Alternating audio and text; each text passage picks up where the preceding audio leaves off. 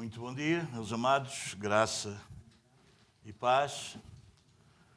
Muito bem-vindos, não é? Não à igreja, mas à reunião da igreja, amém? Porque isto é só um prédio, a igreja é o povo de Deus, amém? Muito bem, meus amados, como o prometido é devido, não é? Então vamos a mais uma mensagem sobre o Natal. Há 15 dias nós tivemos uma primeira e agora vamos ter uma segunda. Antes de abrirmos o texto sobre o qual nos vamos debruçar, é necessário que eu, como pastor, devo fazer algo honesto e teologicamente responsável. Vamos situar o Natal na história real da Igreja. Talvez vocês podem ficar de pé sentados, está bem? E depois nós iremos fazer a leitura do texto. Isto porquê, meus amados? Porque a fé cristã não é simplesmente uma fé revelada. Ela é uma fé que é recebida, interpretada e vivida ao longo dos séculos. Precisamos começar por entender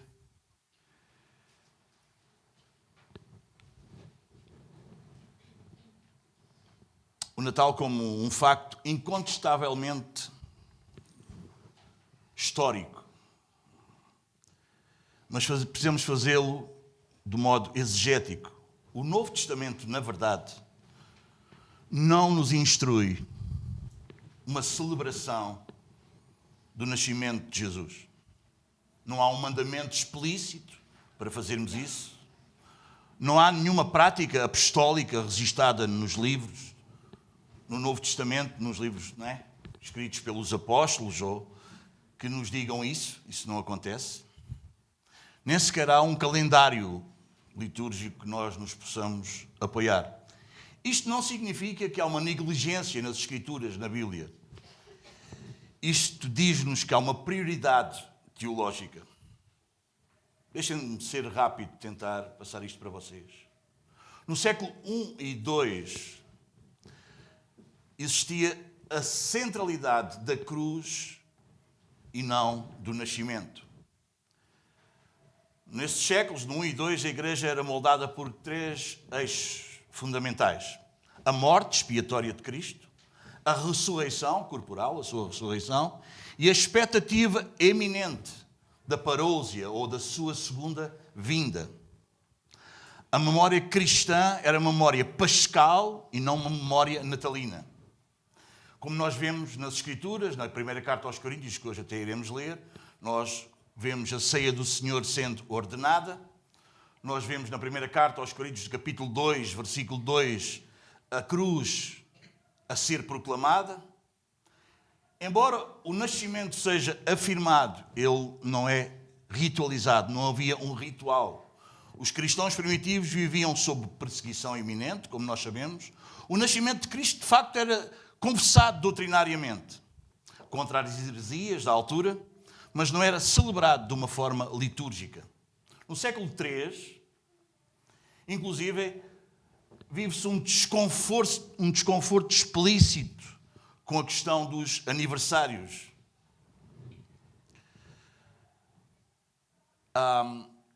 Os pais da Igreja, antes do Concílio de Niceia, eles defendiam, inclusive, Orígenes, que viveu no ano 185 a 254, nas suas homilias sobre o Levítico, ele vai nos dizer o que? Ele vai afirmar explicitamente que nas Escrituras apenas os ímpios celebravam aniversário. E ele vai se basear citando Faraó, em Gênesis 40:20, depois vocês podem ver isso, e Herodes, no capítulo 14 de Mateus, versículo 6. Isso não significa que Orígenes negasse a encarnação de Jesus. Pelo contrário, ele a defendia de uma maneira vigorosa. Mas revela que no cristianismo primitivo, celebrar aniversários era visto como prática cultural pagã, ligada à exaltação do indivíduo e não à glória de Deus. Os irmãos entendem? Isso nos mostra que a ausência do Natal nos primeiros séculos não era acidental. Era coerente com a espiritualidade marcada na época. Amém?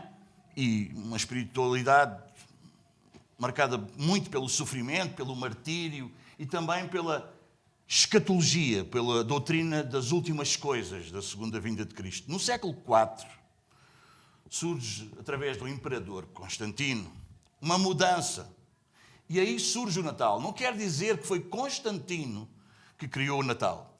A celebração do Natal surge somente no capítulo 4, após haverem mudanças profundas no status do cristianismo. Por exemplo, no ano 313, ao Édito de Milão, que aconteceu o quê? Uma tolerância religiosa, tipo uma liberdade religiosa. Todas as religiões poderiam cultuar, poderiam ter os seus cultos.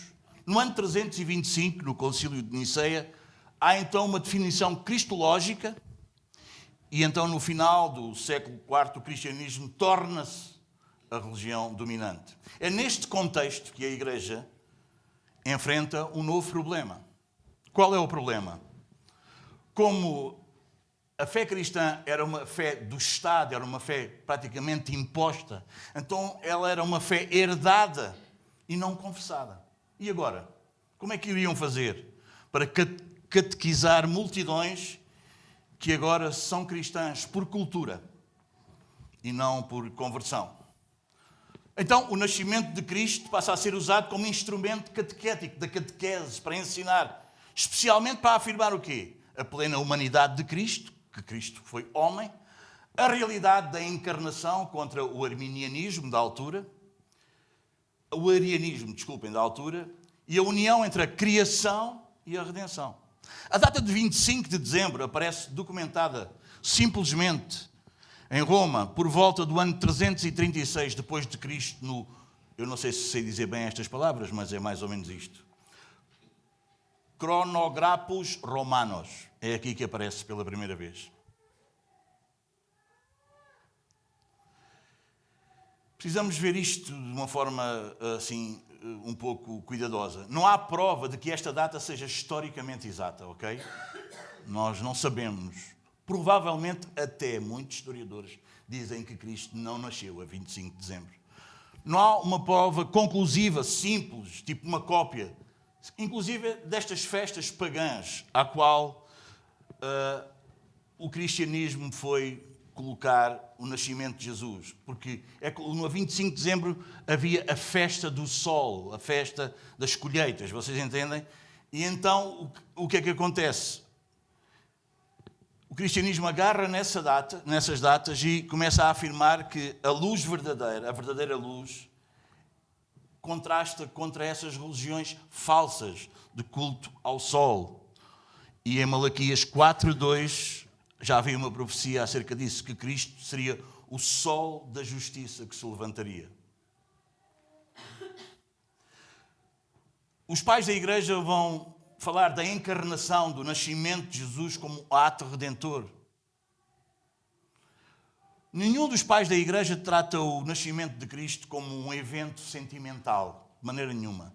Anastásio, no ano que viveu do ano 296 a 373, quando ele fala sobre a encarnação, ele afirma que o Filho se fez homem para restaurar a imagem de Deus corrompida pelo pecado. A encarnação, então, não é uma decoração, não é decorativa, é necessária para a salvação. Gregório, de Nazianzo, no ano 329 e 390, foi os anos que ele viveu, ele vai declarar: o que não foi assumido não foi redimido. Ou seja, a plena humanidade de Cristo é essencial para a redenção humana. Agostinho, Santo Agostinho, que viveu do ano 354 ao ano 430, ele é ainda mais direto quanto a isso. Ele diz: Cristo nasceu para poder morrer e morreu para poder ressuscitar por nós.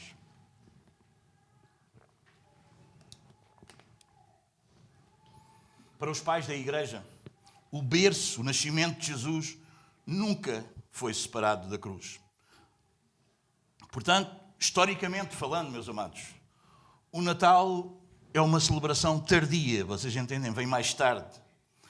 Não é ordenado biblicamente, não tem data historicamente verificável, não conseguimos perceber isso, mas confessa uma verdade absolutamente central. Qual verdade? Deus fez carne. O perigo não está em celebrar. Não tem problema nenhum nós comemorarmos o Natal. O perigo está em celebrar sem teologia. O problema está em nós celebrarmos sem conhecermos as Escrituras.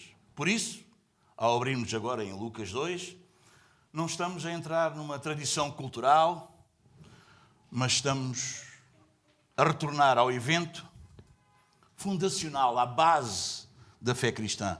O Verbo se fez carne, vimos lá em João 1,14, há 15 dias atrás. Esta verdade não pede apenas uma comemoração, uma lembrança. Ela exige de nós uma resposta. É a esse Cristo histórico, encarnado, soberano, que agora nos vamos voltar ao estudarmos a sua palavra. E gostava de os convidar a ficarem de pé. E vamos ler Lucas, capítulo 2. E o ficarmos de pé não é um ritual nosso. É uma reverência à palavra de Deus.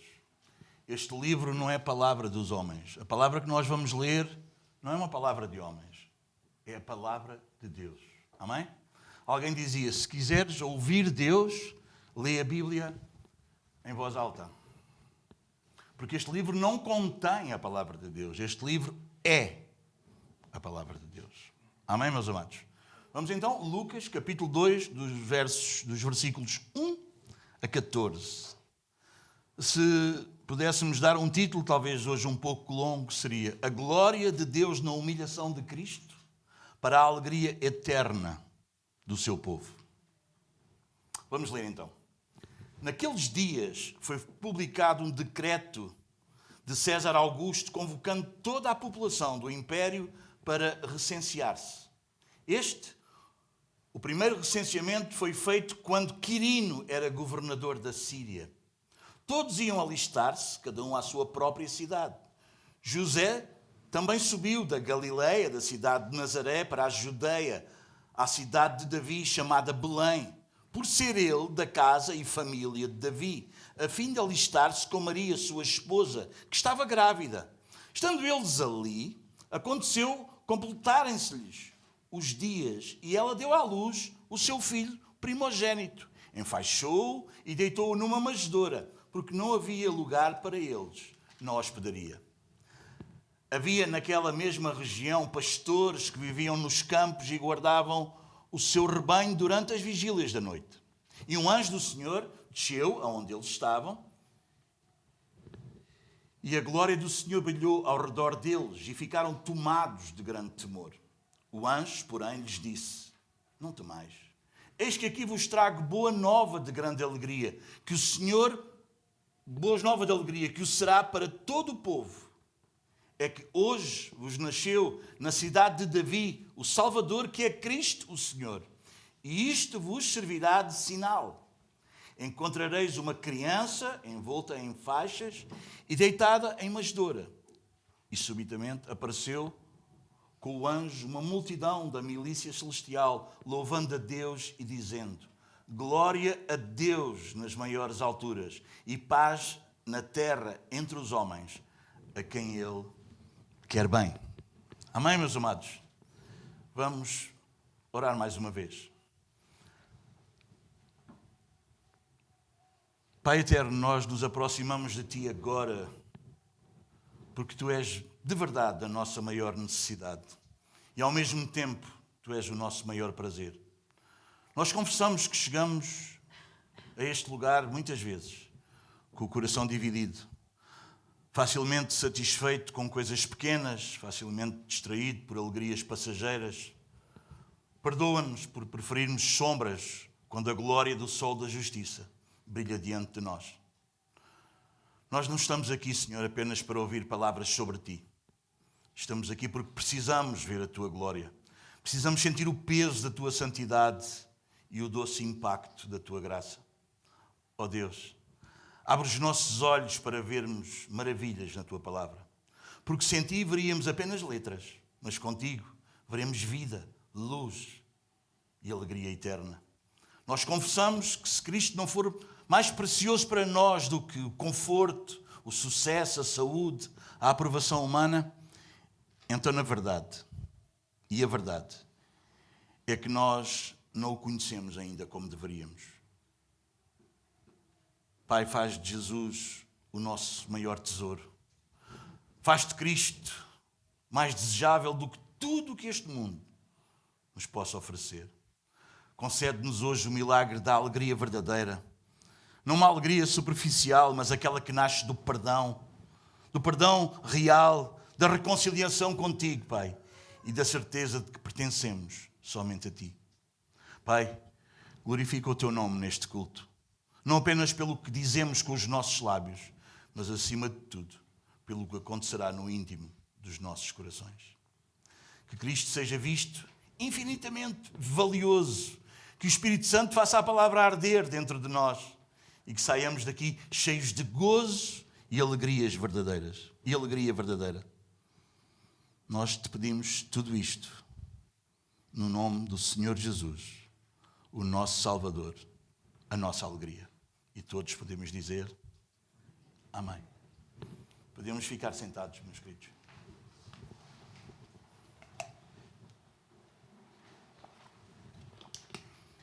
Meus amados, se nós, ao lermos esta passagem, e diante de uma passagem como esta leitura, esta meditação não nos leva a ficarmos em silêncio, parados diante do Deus Santo, se não nos leva a uma reverência, então talvez isso quer dizer que nós ainda não entendemos o que lá está escrito. O que aqui está escrito, meus amados, não é enfeites, não é uma encenação. Aqui não há sentimentalismos. Aqui encontramos um facto esmagador. Deus entrou no templo.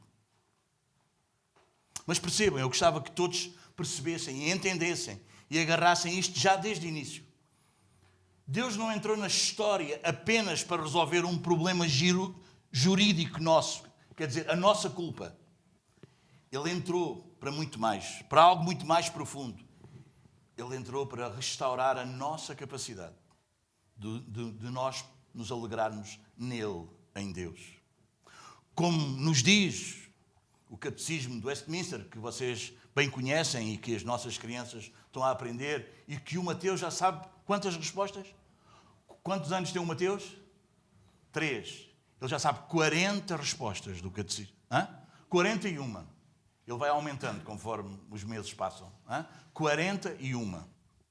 E o que é que nos diz na sua primeira pergunta? A pergunta é: qual o fim supremo e principal do homem? Esta é a primeira pergunta. E a resposta é: o fim supremo e principal do homem é glorificar a Deus e gozá-lo para sempre, ter prazer nele. Meus amados, o pecado não é apenas desobediência. O pecado é nós preferirmos outra coisa e não Deus. Romanos 1,23 diz-nos que trocaram a glória do Deus incorruptível pela glória da criatura. Amaram mais a criatura do que o Criador. Por isso o Natal não começa em Belém. Ele começa por um decreto, pelo decreto eterno de Deus. Primeira carta de Pedro, capítulo 1, versículo 20, diz-nos: conhecido antes da fundação do mundo, porém manifestado no fim dos tempos. Quando João declara: o Verbo se fez carne e habitou entre nós, ele está a dizer: o Deus que é a fonte de toda a alegria entrou no mundo para ser desfrutado novamente. Louvado seja Deus. Bem, vamos ao versículo 1. Naqueles dias foi publicado um decreto de César Augusto. César pensava que mandava. Ele achava que mandava. Mas Deus é quem governa, para a alegria nossa. Lucas começa onde o mundo começa. Onde um coração não regenerado começa. Onde é que começa? Pelo poder, o império, a autoridade, a política. César era chamado na altura de Senhor, até Salvador. Mas Lucas menciona-o apenas para colocá-lo no lugar certo. Ele é simplesmente um instrumento, embora de modo inconsciente, nas mãos de Deus. No Salmo 103, versículo 19, nós lemos: o Senhor estabeleceu o seu trono nos céus. E como vocês sabem, quem está no trono é quem governa. César decreta, é verdade, mas Deus governa sobre quem decreta. Amém, meus amados? Deixem-me dar-vos uma ilustração. A história é como um grande rio. Os homens constroem barragens e acham que controlam o curso, mas o destino final pertence ao Criador das águas. Daniel, no capítulo 4, versículo 32, pela boca de um rei ímpio, Nabucodonosor, quando nós estudámos o livro de Daniel, vocês lembram-se? Ele diz: o Altíssimo tem domínio sobre o reino dos homens. E Deus governa a si mesmo, desta forma. Não só para mostrar o seu poder, que Ele é todo poderoso, mas para garantir que a alegria eterna do seu povo jamais irá falhar. Em Romanos, se nós formos a Romanos, capítulo 8, que eu gostava de vos convidar a abrir.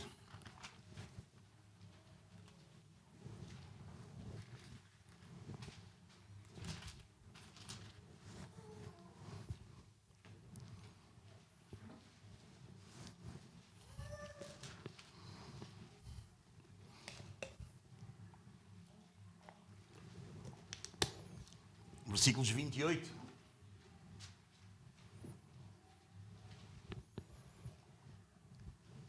Lemos assim: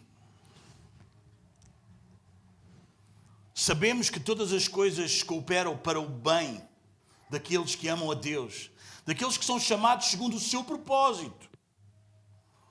Porquanto, aos que de antemão conheceu, também os predestinou, para serem conformes à imagem de seu Filho, a fim de que ele seja o primogênito entre muitos irmãos. Amém, meus amados? Nós não fomos chamados para ser parecidos à imagem de um religioso. Nós não fomos chamados para ser parecidos à imagem do pastor. Nós não fomos chamados para ser parecidos à imagem desta religião ou da outra, seja ela qual for. Nós fomos chamados para sermos conformes à imagem de Cristo. Amém? Quanto mais semelhantes a Jesus nós formos, mais felizes nós seremos. Amém, meus amados? Versículo 2. Este primeiro recenseamento foi feito quando Quirino era o governador da Síria. Meus amados, só um evangelho histórico, bíblico, vocês entendem? Com conteúdo verdadeiro, nos poderá levar a uma alegria verdadeira e real. Lucas, o médico, historiador, vai ligar, vai ancorar o Natal à história.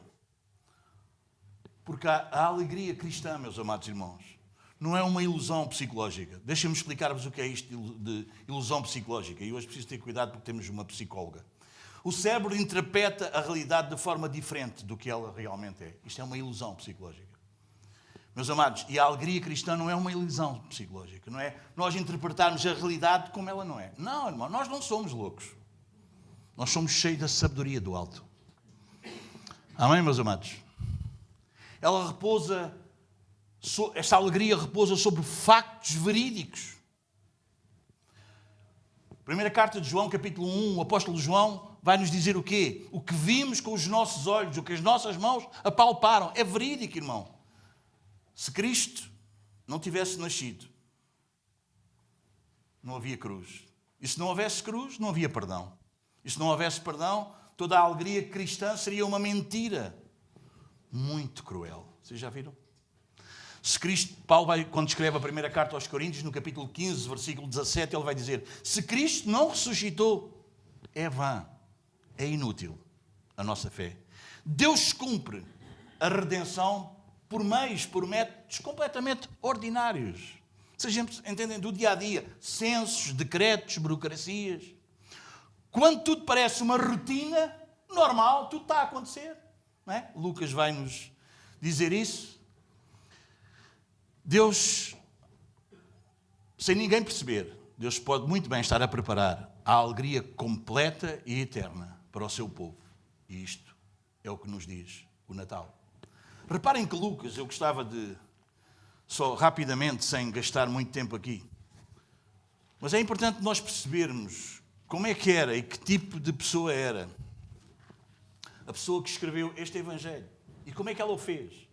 E os primeiros 4 versículos ajudam-nos a entender o trabalho de Lucas, que era médico. E o que é que ele faz? E no capítulo 1 de Lucas, no versículo 1 a 4, eu gostava de ler convosco. Visto que muitos houve, escreveu, que empreenderam uma narração coordenada dos factos que entre nós se realizaram, conforme nos transmitiram os que desde o princípio foram deles testemunhas oculares e ministros da palavra. Igualmente a mim me pareceu bem, depois da acurada investigação de tudo desde a sua origem, dar-te por escrito, excelentíssimo Teófilo, uma exposição em ordem, para que tenhas plena certeza das verdades em que foste instruído. Amém, meus amados? Fé não é uma coisa no vazio. Cristianismo não é uma coisa, irmãos entendem? É baseado em factos históricos.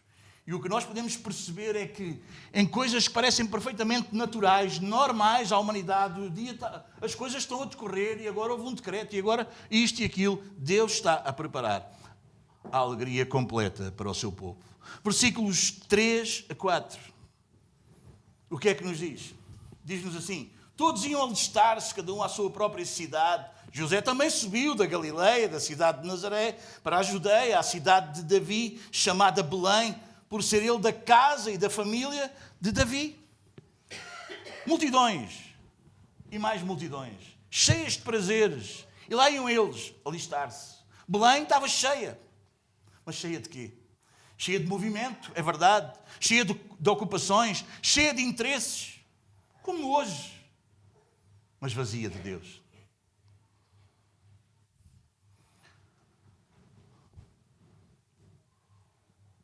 O evangelista João, novamente, ele nos lembra de uma coisa, que ele veio para o que era seu. E os seus não o receberam. O mundo não rejeita Deus porque ele oferece pouca alegria. O mundo rejeita Deus porque o mundo prefere alegrias menores do que a alegria de Deus. Amaram mais as trevas do que a luz. Em João, não é 1 João, é em João, no Evangelho de João, capítulo 3.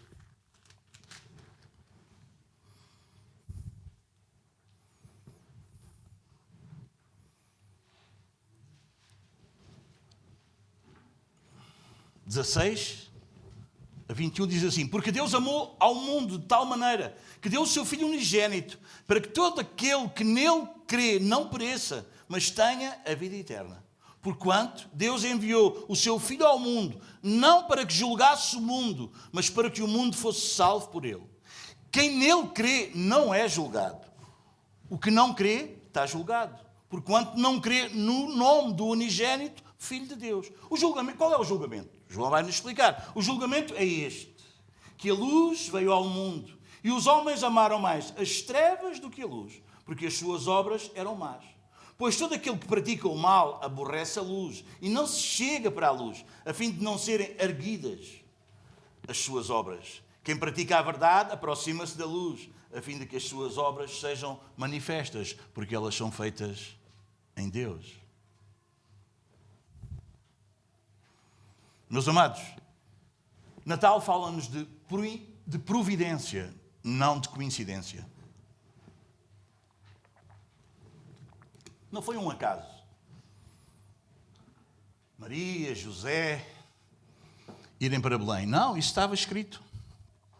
Deus conduz-nos. Deus conduz a história através da sua palavra.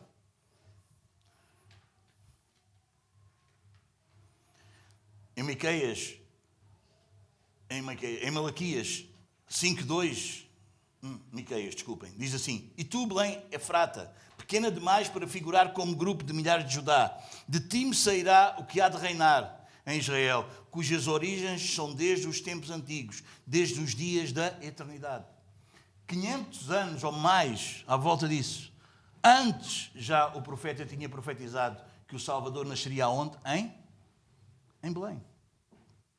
Isto é providência divina, meus amados. Versículos 5 e 6 de Lucas, capítulo 2. A fim de alistar-se com Maria, sua esposa, que estava grávida. Estando eles ali, aconteceu completarem-se-lhe os dias. Amém? Aqui fala-nos do tempo exato da maior alegria. Em Gálatas 4.4, o versículo que vocês têm aí, diz: Vindo a plenitude do tempo, o tempo perfeito, a plenitude do tempo, Deus enviou o seu Filho. Deus nunca vem tarde, nem chega antes da hora, nem tarde, nem cedo. Ele chega sempre a horas. Embora muitas vezes o nosso relógio não está em sintonia com o de Deus e nós ficamos aflitos. Lembram-se da história verdadeira que aconteceu com quem? Com Maria, com Marta e com o seu irmão Lázaro. Não é? Elas mandaram avisar Jesus que o seu irmão estava muito doente. E Jesus fica mais 2 dias do lugar onde estava. E quando ele chegou já haviam passado 4 dias que Lázaro tinha morrido. Elas disseram: não vale a pena, Senhor. Se tivesses vindo antes, já cheira mal. E havia uma crença na altura que se passasse de 3 dias já não havia qualquer hipótese. Estava mesmo morto. Amém? E às vezes parece que Deus vem atrasado. Que Deus não está alinhado com o nosso relógio. Que era mesmo agora. Deus está, irmãos. A hora de Deus é que conta. Não é a tua nem a minha. É a dele. Porque ele é que é o Senhor da história. Nós só participamos da história que ele escreveu. Então ele sabe a hora. Ele sabe o momento certo. Amém, meus amados? A alegria de Deus nunca chega fora de horas. Amém? Quantos de nós às vezes já falámos, já dissemos: se eu tivesse sido salvo com 10 anos. Se eu tivesse sido salvo. Meus amados, tu foste salvo no momento em que Deus quis que tu fosses salvo. E acredita que esse é o melhor tempo. Esse é o tempo perfeito da tua salvação. Talvez o que tu passaste, o que tu viveste, as tuas experiências, talvez vão-te dar agora um impacto para que tu possas, sei lá, ajudar outras pessoas, ser um testemunho da graça, da misericórdia, do amor de Deus. Não é? E talvez tu tenhas nascido nos bancos da igreja, nunca experimentaste isto ou aquilo. Não estou a dizer que tens que experimentar, não é isso. Deus sabe, irmão. Agora, não dá para nós... A gente não entende o relógio de Deus. Nós só podemos confiar. Amém? E termos a certeza absoluta que Ele sabe o que faz, quando faz e com quem faz. Bem, Lucas, capítulo 2, versículo 7. Vamos ler. Diz assim: E ela deu à luz o seu filho primogênito, enfaixou e o deitou numa manjedoura, porque não havia lugar para ele na hospedaria.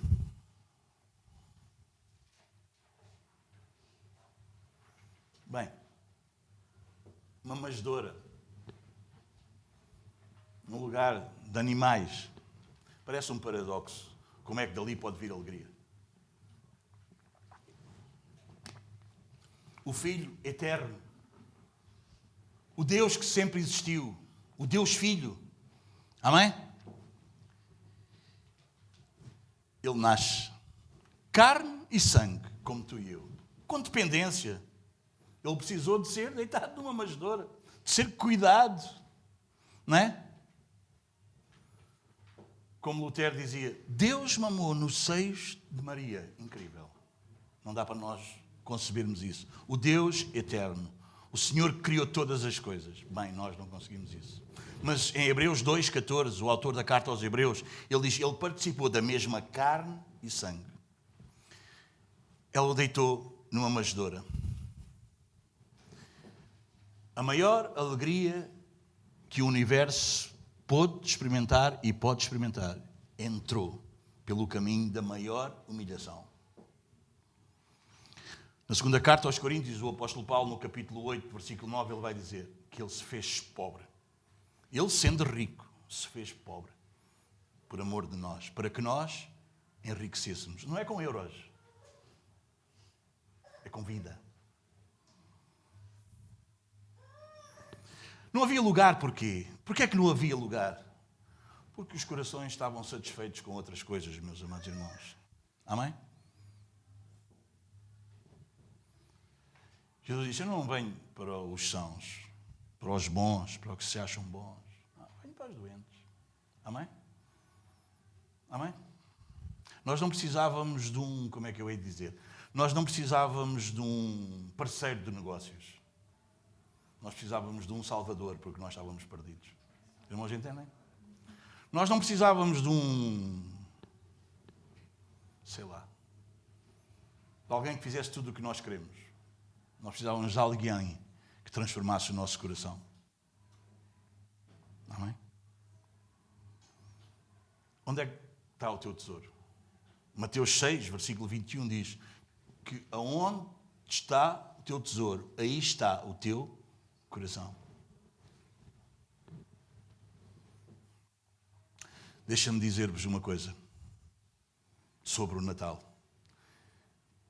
Cristo não entra onde Ele não é o tesouro maior, onde Ele não é o tesouro supremo. Ele não entra. Versículos 8 e 9.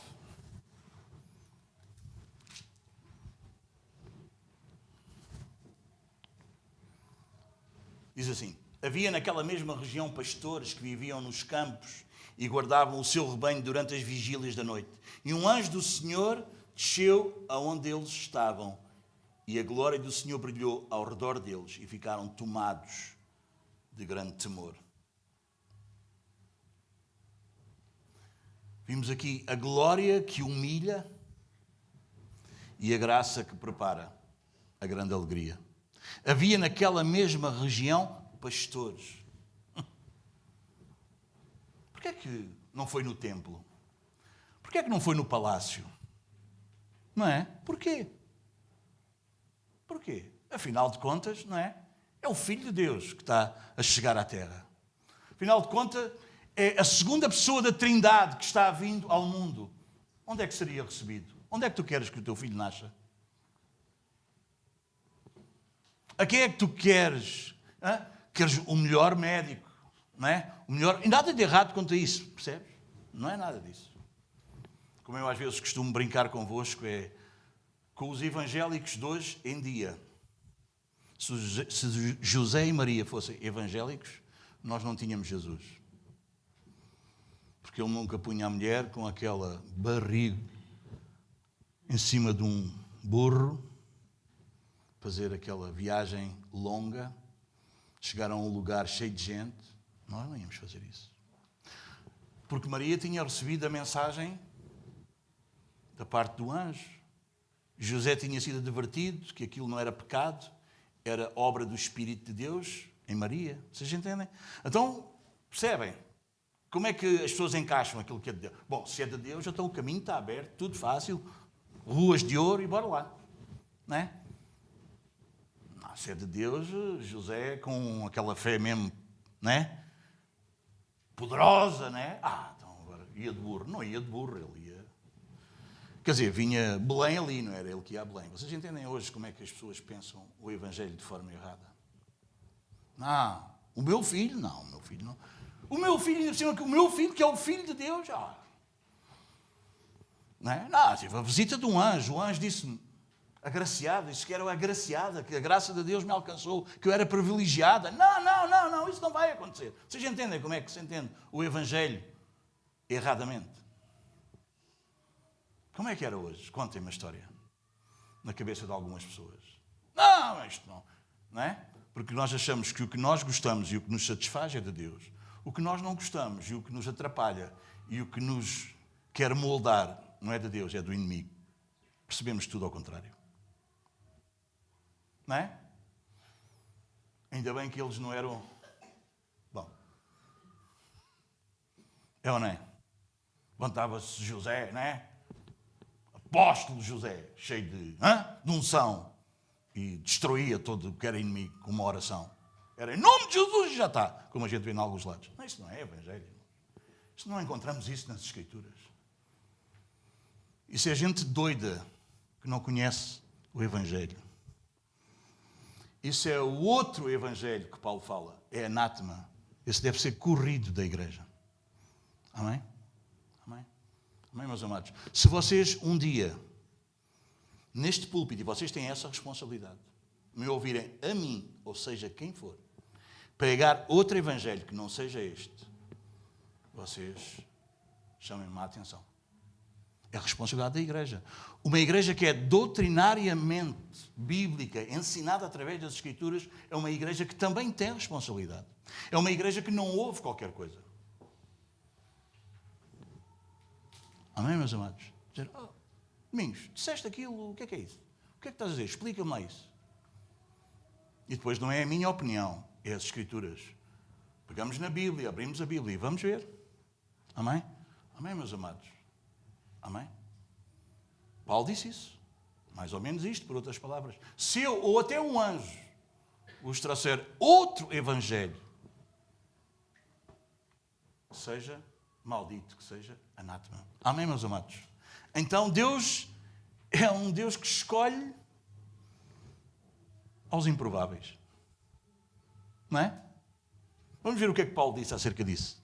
Primeira carta aos Coríntios.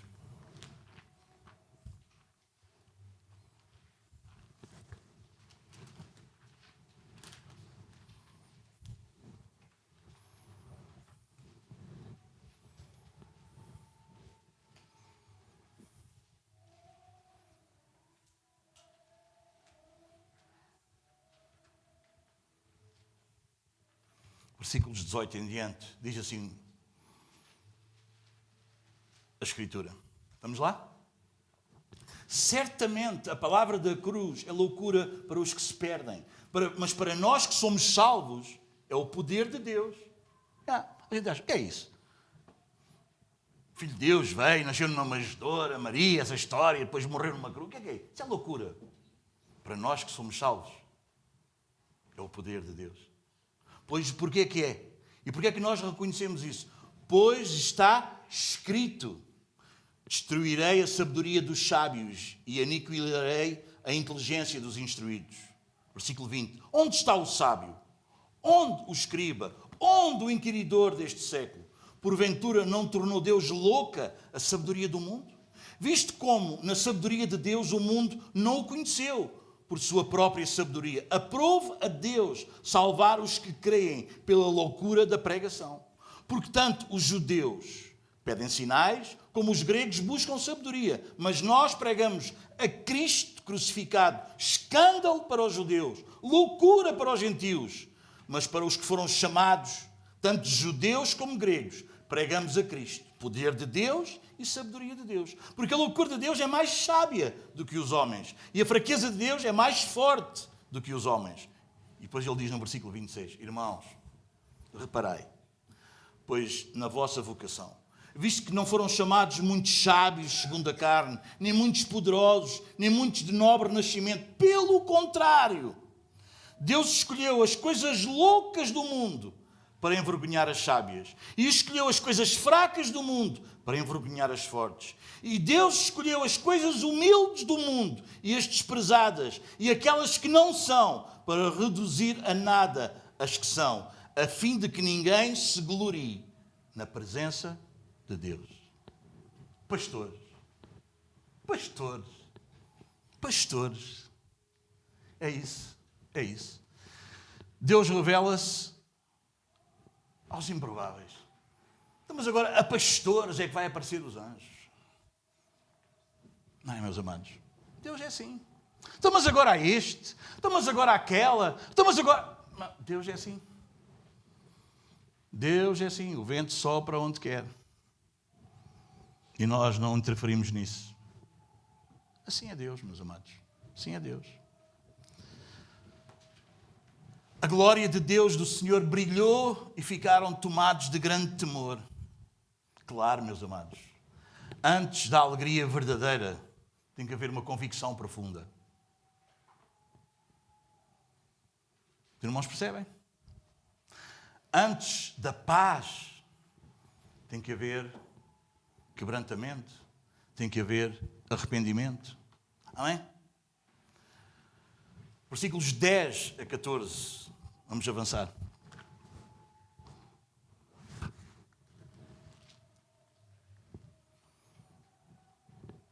O anjo, porém, lhes disse: não temais, eis que aqui vos trago boa nova de grande alegria, que o será para todo o povo.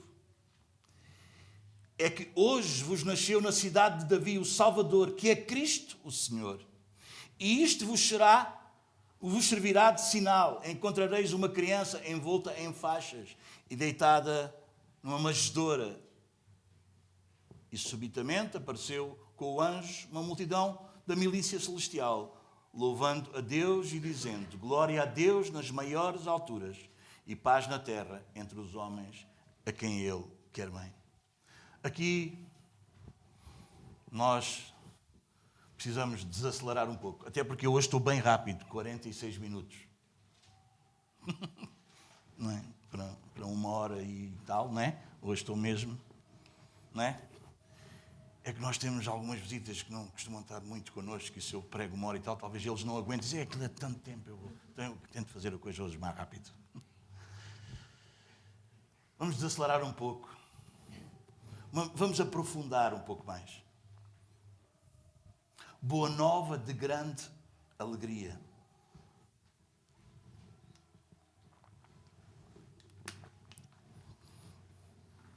O medo dos pastores, irmãos, não era um medo psicológico, era um medo teológico. Eles estavam diante da glória de Deus. Mas entendem? É sempre assim. É ou não é? Isaías, capítulo 6. Não é? No ano em que morreu o rei Uzias, eu vi o Senhor. E o que é que aconteceu com Isaías? Quando ele viu o Senhor, ele disse: ai de mim. É isso que acontece. Quando nós estamos perante a glória, quando nós estamos perante a glória de Deus, a manifestação de Deus, sempre acontece isso. Pedro, lembram-se? Quando Jesus, depois de ressurreto, se encontra com ele na praia, vocês entendem? E ele diz: vão pescar. Alto mar, lança as redes para o lado direito. E eles apanharam aquilo tudo, não é? E Pedro vem, não é? E ele estava nu, estava só coberto por baixo, e ele vem, e eles vêm naquela coisa, e vêm. Quando eles percebem que é Jesus que está na praia, o que é que Pedro diz para Jesus? Que é a glória do Deus Altíssimo. A manifestação exata do seu ser. O que é que ele diz? Senhor, faz-te de mim que eu sou pecador. Há uma profunda convicção da nossa condição, e isso leva-nos a temer. É por isso que as Escrituras, quando exigem de nós perfeição, não quer dizer que tu vais ser perfeito, quer dizer que tu precisas de um Salvador. Precisas de socorro. Precisas de um Senhor que guie a tua vida. Amém? Não precisas de um Deus ao final do dia. Precisas de Deus ao romper da aurora, ao levantar. Precisas de Deus para que guie, que te conduza naquilo que tu és e que tu fazes. E não de um abençoador que abençoa o que tu já fizeste de uma maneira tão atrapalhada. Amém, meus amados? João, na ilha de Patmos, já bem idoso, não é? Aquele discípulo do amor que inclinava, não é, a sua cabeça no peito de Jesus. Mas quando ele o vê na ilha de Patmos, o que é que ele diz? O que é que nos diz as Escrituras lá em Apocalipse? Diz que cai como morto. Para vocês terem o que eu citei, Isaías diz: ai de mim, em Isaías capítulo 6, versículo 5. Pedro diz: sou pecador, em Lucas 5, versículo 8. E João cai como morto, onde isso está escrito em Apocalipse 1, versículo 17. O Evangelho não começa com autoestima. O Evangelho começa com culpa sendo tratada pela graça. Eu sei que sou culpado, mas eu sei que em Cristo eu não sou condenado. A graça de Deus. Amém? O favor de Deus. Ninguém vai estar diante de Deus no céu porque é bom. Não é? Talvez todas as outras religiões vão perguntar, talvez quem segue Maomé vai perguntar, então, mas porquê é que tu acreditas que vais para o céu? Bem, acredito que vai para o céu porque Maomé disse isto, e eu faço isso, e eu cumpro isto, e eu cumpro aquilo, e eu faço outro, e eu faço isto, e aquilo, e eu acredito que vou. Talvez um católico romano vai dizer, bem, eu acredito que vou para o céu, porque se eu cumprir os meus votos, se eu fizer as minhas promessas, se eu fizer isto, se eu fizer aquilo, se eu fizer o outro, então, se alguém interceder por mim por causa do purgatório, que nem existe, nem encontramos nas Escrituras, mas essas loucuras todas, mas sempre as pessoas acham que vão lá chegar por causa das suas obras, porque eu isto, porque eu aquilo, porque eu outro. Um cristão verdadeiro, bíblico, filho de Deus, ele diz, eu acredito que vou estar no céu. Porque Cristo fez a obra completa.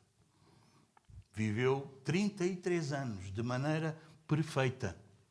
Diz as Escrituras que na sua boca nunca se achou engano. Ele viveu de maneira completa, que agradou o Pai. E por causa disso, o seu sacrifício pôde ser aceito. Porque ele é o Cordeiro sem mácula, sem mancha, sem defeito. Ele é o sacrifício perfeito. E a prova que Deus aceitou isso é que ao terceiro dia, Deus o ressuscitou. Amém, meus amados? A nossa fé cristã tem base, tem fundamento, não é uma coisa no escuro. Não, meus amados. Amém? A boa nova não é um conselho. Amém? Eis que vos trago nova de grande alegria. Não é um conselho. Sabe porque é que é uma nova de grande alegria? Porque é sobre alguma coisa que já está? Diz-me. Feito. Não é uma coisa que poderá acontecer ou não acontecer. Será que dá? Será que não dá? Vamos ver. Não. Já está feito. Jesus disse naquela cruz, está consumado. Está feito. A obra está realizada. Está completo. Não há nada a acrescentar, nem podemos, claro, retirar nada. Está completo. Então, não é um conselho. O Evangelho não é um conselho. O Evangelho é um anúncio. É por isso que nós anunciamos as boas novas. Porque é um anúncio do que já foi feito. Está pronto, está realizado. Já aconteceu. Não é uma boa nova de alívio. Bom, isto alivia-me um pouco. Ai, é tão bom estar lá na vossa igreja. Vocês já ouviram, todos nós já ouvimos isso, não ouvimos? Sinto aquela paz, sinto aquela coisa. Ai, que bom. Não perceberam nada do assunto. Vocês entendem? Porquê, meus amados irmãos? Porque não é uma boa nova de alívio. É uma boa nova de grande alegria. Tu e eu merecíamos condenação e encontramos o quê? Salvação. Sabes que está diante do tribunal e tu sabes que és culpado. Porque diante de Deus não há retóricas. Percebes? Aqui diante do juiz, as leis, dá para jogar aqui e lá, um belo advogado e ele vai-te safar, ainda que tu sejas o maior aldrabão.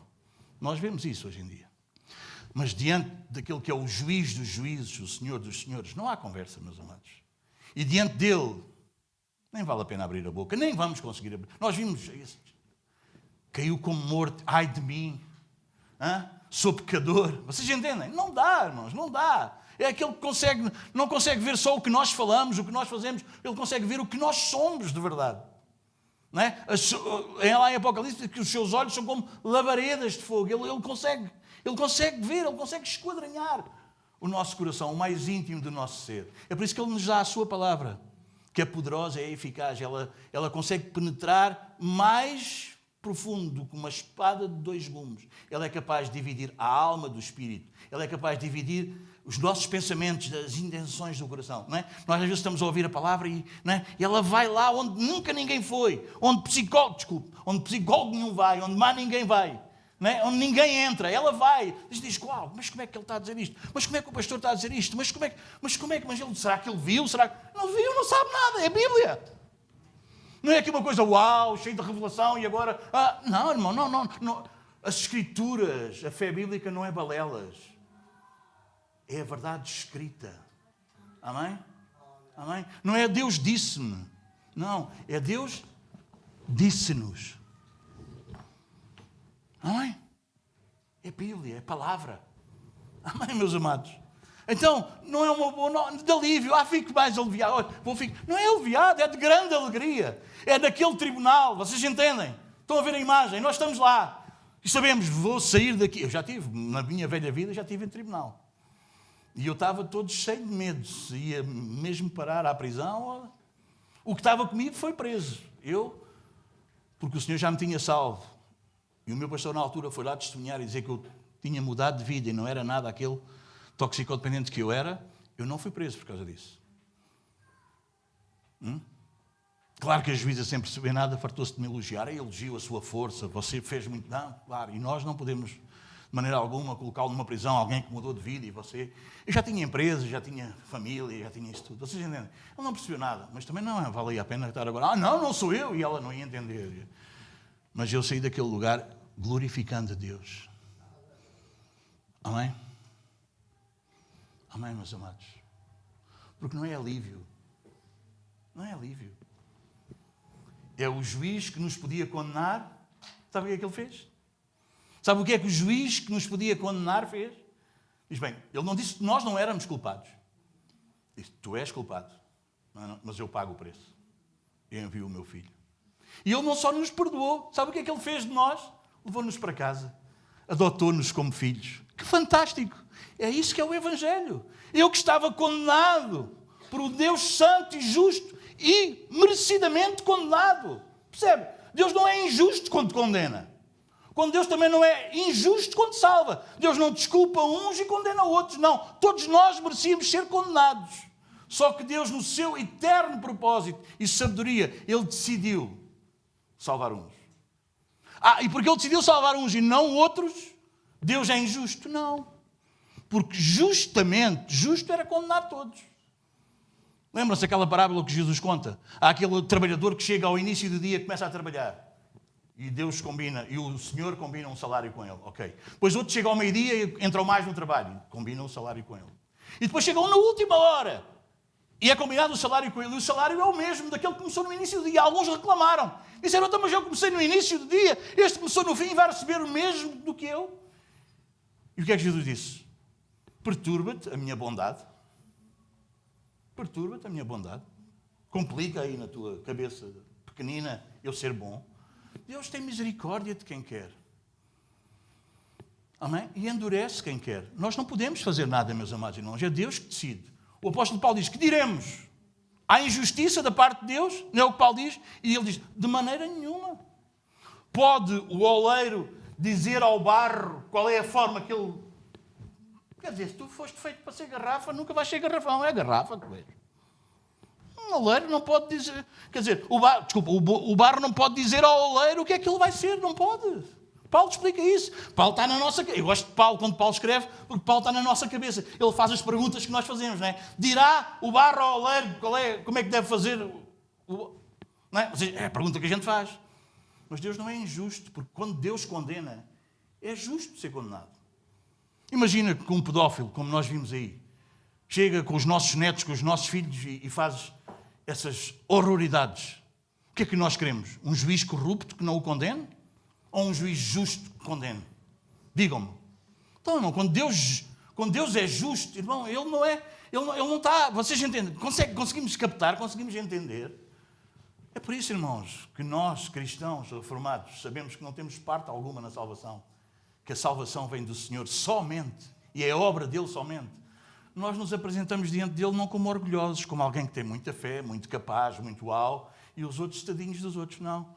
Nós aparecemos diante dEle como? Humildes. Não merecíamos nada, como ninguém merece. Não sabíamos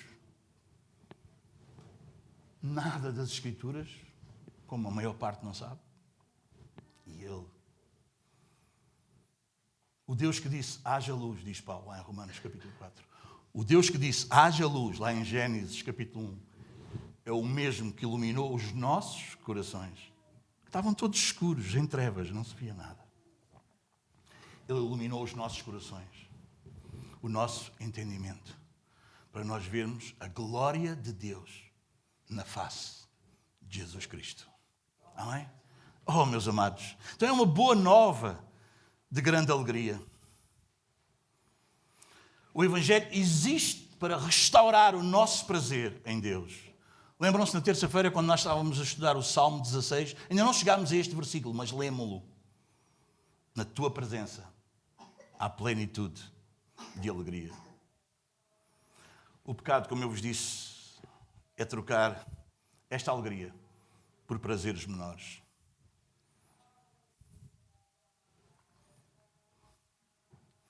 Natal é Deus a dizer-nos: eu sou melhor do que tudo o que vocês escolheram no meu lugar. Versículo 11 é o Evangelho numa frase. Repara esta frase: hoje vos nasceu o Salvador, que é Cristo o Senhor. Hoje é um facto histórico. Vos nasceu é uma graça recebida, não é uma conquista que nós alcançamos. Salvador porquê? Porque estávamos verdadeiramente perdidos. Cristo, o ungido, todas as promessas convergem nele. Todas quantas promessas de Deus há são em Cristo. O sim e o amém por nós. Senhor, porque Ele é a autoridade absoluta. Não há alegria verdadeira, meus amados, onde Cristo não reina. Primeira carta de Pedro, capítulo 3, versículo 18, vai dizer: Cristo padeceu para conduzir-vos a Deus. O céu sem Deus seria um inferno. Deus é o Evangelho, Deus é a verdadeira alegria. Versículo 12 diz: isto vos servirá de sinal. Encontrareis uma criança envolta em faixas e deitada numa manjedoura. Este é o sinal que humilha o nosso orgulho. Nenhum espetáculo, nenhuma ostentação. Como a serpente de bronze que surgiu no deserto, lembram-se? No tempo de Moisés. Eles tinham sido picados pelas serpentes por causa da sua desobediência. E Deus manda Moisés levantar uma serpente no deserto. Ainda hoje o símbolo da medicina é uma serpente por causa disso, com um pau. Vocês entenderam? É aí que eles foram buscar, que eles foram beber. E quem olhava para aquela serpente era o quê? Era curado. Um olhar humilde. Vocês entendem? Um olhar humilde. E eles eram curados. Deus salva os que não têm pretensão em controlar. Nas bem-aventuranças que Jesus fala delas no sermão que ele pregou no monte, no capítulo 5 de Mateus, versículo 3, diz assim: bem-aventurados os humildes de espírito, porque deles é o reino dos céus. Glória a Deus e paz ao homem. Glória a Deus nas maiores alturas e paz na terra. Isto é o céu a explodir em louvor, porque o plano eterno avançou. Aqui está o fim último, o propósito de tudo, a glória de Deus. Quando Deus é mais glorificado, o homem é mais satisfeito, é mais realizado. Quando a tua vida glorifica a Deus, tu és mais realizado, tu és mais satisfeito, tu és pleno de alegria, tu és uma pessoa contente, percebes? De contentor, de completo, de cheio. Paulo diz: eu já aprendi a estar contente com todas as coisas, quando tenho muito e quando tenho pouco. Isso aprende-se. Aprende-se como? Com a experiência, não com a palavra.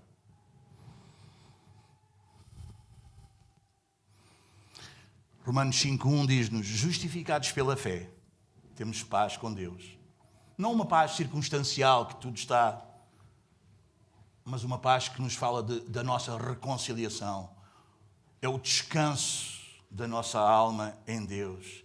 É a graça soberana que nos diz: entre os homens, a quem Ele quer bem.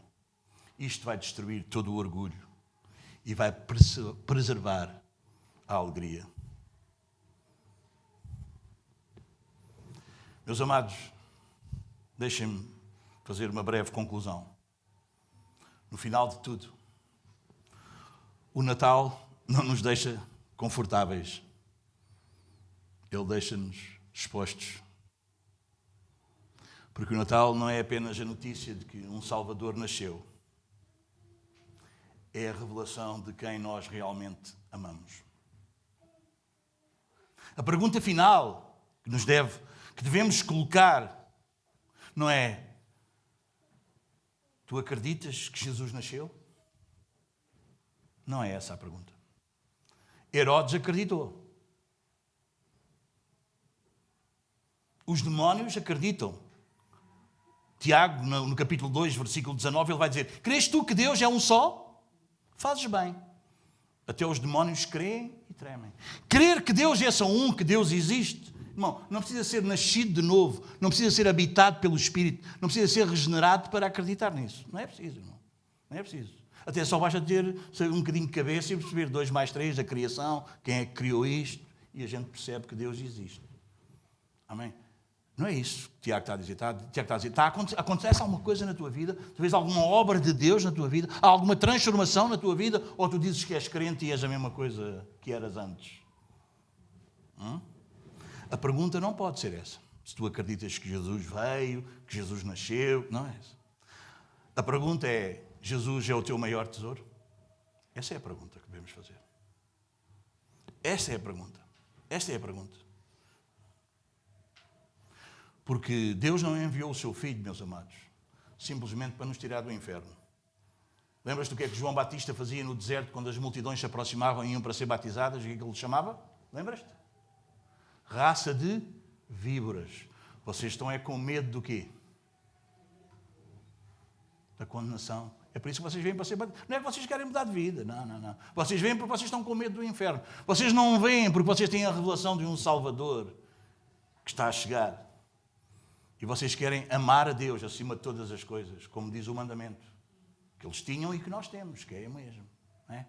Ama o Senhor, teu Deus, como? De todo o teu coração, de toda a tua força, todo o teu entendimento, não é? E ao próximo, como a ti mesmo. Ninguém cumpre isto. Só houve um que cumpriu. Chama-se Jesus Cristo. É por isso que Ele pode ser o nosso Salvador. Amém? Deus não enviou o seu Filho apenas para nos tirar do inferno. Ele enviou o seu Filho para nos dar a si mesmo. Como eu já vos li, Cristo padeceu uma única vez pelos pecados para conduzir-vos a Deus. Primeira carta de Pedro 3,18. Se Cristo não for o prémio final, então a salvação não é uma boa notícia para nós. É apenas uma fuga do castigo. Mas o Evangelho de nosso Senhor Jesus Cristo é muito maior do que isso. O Natal é Deus a dizer ao mundo: eu sou melhor do que tudo. Melhor do que o pecado, que promete prazer e entrega a morte. Melhor do que o conforto, que no final todos vão terminar no túmulo. Melhor do que qualquer coisa que tu possas ter medo de perder. Ele é melhor do que tudo. A manjedoura confronta o nosso coração porque ela diz: Deus vem em humildade para derrubar todos os ídolos do nosso coração. Não há espaço para Cristo onde o coração está satisfeito com outra coisa. Então, não perguntes apenas: há lugar para Jesus na minha vida? Pergunta: quem é que está sentado no trono do meu coração? Quem é que comanda? Quem é que reina em mim? Porque eu quero te dizer uma coisa que tu já sabes: há só um trono. E se Cristo não estiver nele, algo ou alguém estará. E isso nunca vai ser suficiente para tu teres uma alegria verdadeira e completa. Aqui está a promessa gloriosa do Natal.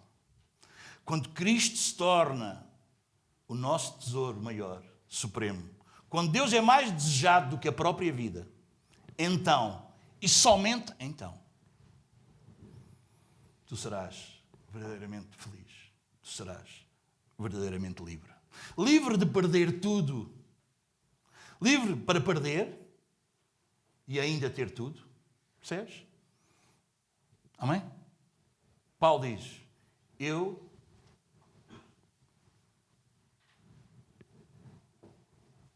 abdiquei de todas as coisas para que possa ganhar a Cristo.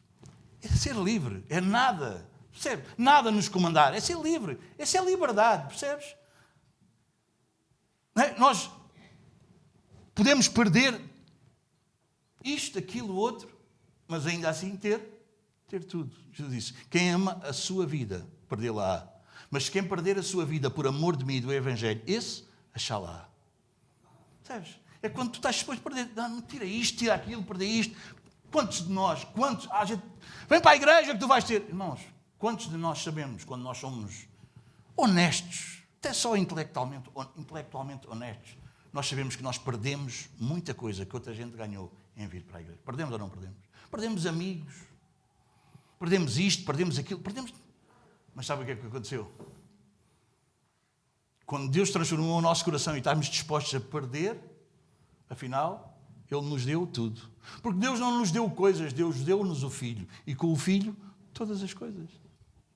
Livre para sofrer. Há pessoas que... O sofrimento, livre para sofrer. E ainda assim estarmos alegres. Porque nós sofremos com propósito. Nós não somos masoquistas, nós não gostamos de sofrer. Mas nós sofremos com propósito. Livres para morrer, se for preciso, pela nossa fé. E qualquer dia... Estão a ver aí já as notícias a chegar? Parece estar lá longe. Qualquer dia está aqui, meus amados. Qualquer dia está aqui. Qualquer dia, quando tu disseres que Jesus é o caminho, eles vão dizer, não, tu não podes dizer, ser radical e dizer que Jesus é o caminho. É um caminho, porque há mais caminhos. Tu vais ter problemas graves. Quando os teus filhos na escola começarem a ouvir isto, aquilo e o outro, serem ensinados, vocês entendem? Porque isso é o que o império das trevas faz. Amém? Pôr o Estado a educar os nossos filhos. Amém? É incrível. É incrível como é que as coisas foram acontecendo. Primeiro, ele destruiu a imagem do homem. Vocês entendem? Do chefe do lar, do sacerdote do lar, daquele que cuida, que providencia para o lar. Ele ridicularizou o homem, não é? Pois o homem cheio de músculos, naquelas bandas desenhadas, todos, vocês entendem? Como se aquilo fosse uma coisa ridícula. E ele ridicularizou o homem. Depois, ele exaltou a mulher já a mandar no homem, a comandar as coisas. Veio o feminismo, essa loucura, o empoderamento. Só enganou as mulheres. Só enganou as mulheres. Vocês entendem? E quando o homem e a mulher estão completamente com os seus lugares desenquadrados, o que é que vem a seguir os filhos? E como é que os filhos estão? Completamente. Nós vimos como é que está a sociedade. Completamente, meus amados. Então eles dizem que tu existes para trabalhar, para construir as pirâmides do Egito, e os teus filhos, eles educam. Eles dizem como é. Eles dizem... Inclusive, eles até já vão dizer se eles são homem ou mulher. Percebes? Eles vão dizer tudo. Entendes? Mas isso é o que eles dizem. Isso é um sinal de Deus estar irado com a nação. Em Romanos diz, dos céus se manifestou a ira de Deus. Quando o homem deixa de ter o lugar dele, quando... Vocês entendem? Muito complicado. Natal lembra-nos que há um que está no trono. E Natal lembra-nos que nós somos livres, inclusive para morrer. No início do cristianismo, irmãos, diz que chegou a acabar a madeira em Roma. Sabem porquê que a madeira acabou? Por causa de pendurarem uns cristãos em barrotes de madeira e puxavam-lhes fogo e eles iluminavam a cidade de Roma. Mas eles morriam cantando e louvando a Deus, que era um privilégio eles morrerem pela sua fé em Cristo. Nós vamos viver estes dias. Se nós não vivermos, os nossos filhos ou os nossos netos vão viver esses dias. A não ser que o Senhor tenha misericórdia e venha buscar a sua igreja antes. Mas pelas Escrituras parece que vai haver um tempo duro. Que está quase a chegar. Não estou a dizer isto para vos meter medo. Estou a dizer-vos isto para que quando chegar vocês não serem surpreendidos, porque as Escrituras nos alertam para isso. Não é para termos medo, irmãos. Porque o Senhor é a força, como nós ouvíamos. Fortalecei-vos no Senhor e na força do seu poder. Amém? Irmãos, a nossa fé é provada, porque ela é mais preciosa do que o ouro ou do que a prata. Amém? E deixa-me dizer-te uma coisa, Deus só prova filhos. Deus não luta com quem não é filho. A prova é para os filhos, irmãos. Israel foi provado ou não foi? Foi provado no deserto. Jesus não foi levado ao deserto pelo Espírito para ser tentado pelo... Jesus foi provado. Deus só prova filhos. Os outros, aquilo anda tudo. Corre tudo às mil maravilhas. Fantástico. Está tudo a andar. Vamos embora. Aquilo é... Hã? Mas prova filhos. Para que no final tu tenhas um único Senhor. Para que no final tu estejas seguro. Seguro ao ponto de estar disposto a perder. Para quê? Para ainda vencer. Apocalipse diz, e ao que vencer. O livro de Apocalipse é só uma segurança para nós. Alguém acha que é um livro muito esquisito, a gente não consegue... naquele tempo... É verdade, é preciso algum cuidado para estudá-lo. É verdade que sim. Mas o livro de Apocalipse é o livro da vitória.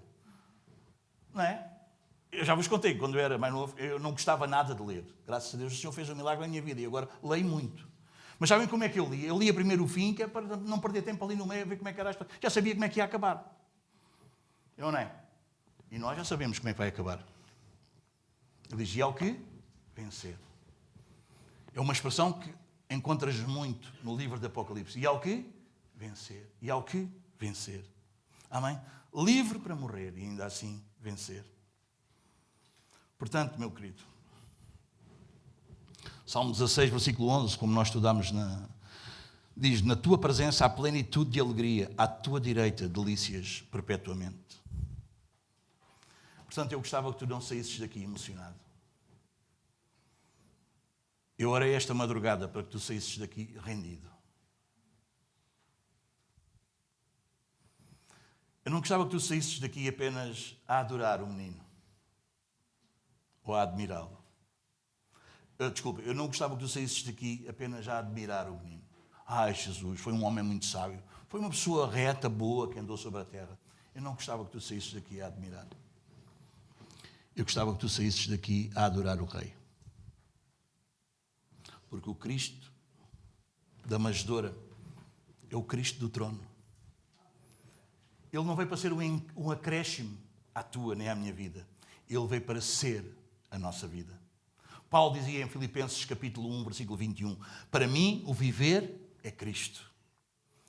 Primeira carta de João, capítulo 5, versículos 11 e 12 diz, e o testemunho é este, que Deus nos deu a vida eterna e esta vida está no seu Filho. Aquele que tem o Filho tem a vida. Aquele que não tem o Filho de Deus não tem a vida. Que Deus nos conceda, meus amados, a graça. Não apenas de querermos no Natal, mas de amarmos o Cristo do Natal acima de todas as coisas. Vamos orar.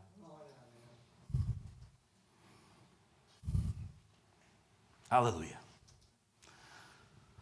Senhor Deus Todo-Poderoso, nós não encerramos esta palavra como quem termina um discurso, mas sim, e antes, como quem foi confrontado pela verdade viva. Tu falaste, a tua palavra foi aberta, e agora não somos mais os mesmos, porque ninguém permanece neutro diante do teu Filho. Nós confessamos, ó Deus, que muitas vezes queremos um Cristo que console, mas não um Cristo que governe, um Salvador que perdoe, mas não um Senhor que comanda a nossa vida. Perdoa-nos por tentarmos reduzir a tua glória ao tamanho da nossa conveniência. Perdoa-nos por tolerarmos ainda ídolos no nosso coração, enquanto com a boca cantamos sobre a tua santidade. Senhor, hoje nos colocamos diante de ti, sem defesas, sem justificativas, sem máscaras religiosas. Pai, se há corações endurecidos aqui, quebra-os pela tua graça. Se há consciências inquietas, não as acalmes sem antes regenerá-las. Se há falsas seguranças, destrói-as misericordiamente, antes que nos destruam eternamente.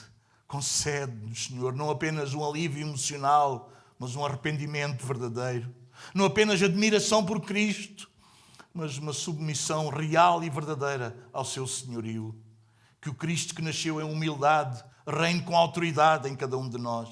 Que a cruz destrone os nossos pecados secretos, as mentiras que nós ocultamos.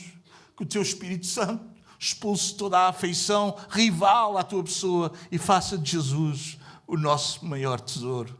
Leva-nos daqui, Senhor, com temor santo, com uma alegria sóbria, com obediência prática e com esperança firme naquele dia em que veremos o Filho do Homem vindo em glória. E quando estivermos diante do seu trono, que não sejamos encontrados confiando em nossas obras, em nossas tradições ou nas nossas palavras, mas escondidos em Cristo, justificados pelo seu sangue, transformados pela tua graça. Nós te pedimos tudo isto. Não porque nós merecemos, mas porque tu és fiel. E porque Cristo é suficiente. E porque a tua glória é o fim de todas as coisas. Em nome de Jesus Cristo, o Salvador que veio, o Senhor que reina e o Rei que voltará. Nós oramos. E todo o povo de Deus diz: Amém.